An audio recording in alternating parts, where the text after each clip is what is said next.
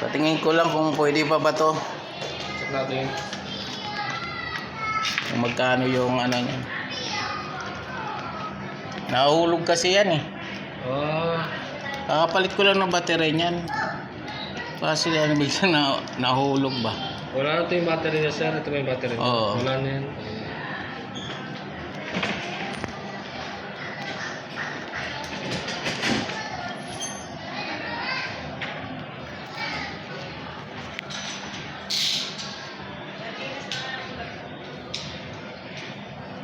Kapayos ko lang yan sa kabila eh.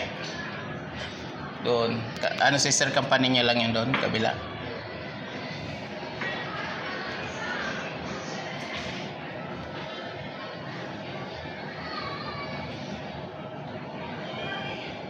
Ano yung gasket niya to, sir?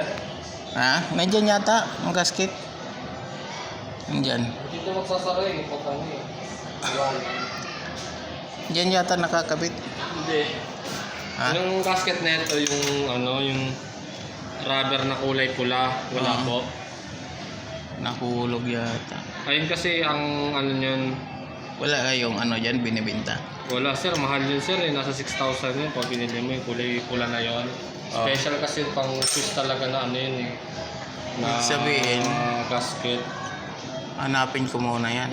Kasi hindi talaga siya magsasara sir, kasi pinipress lang ito eh pagsasara mo. Gagano lang yun, magsasara ganun. siya. Pero yung makina niyan, okay pa yung makina?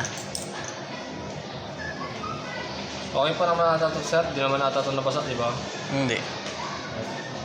Yung gasket lang mahal niyan. Oo, yung gasket na ito sir. Eh, hanapin ko pa yon. Kaya sa iba, mahal naman yung ibang mga ano, mabenta na mura lang. Mahal pala yon. Mahal yun, sir, 6,000. yung kulay pula. Ah. Mahal yun. Kasi ginagana namin, pinipress lang yun.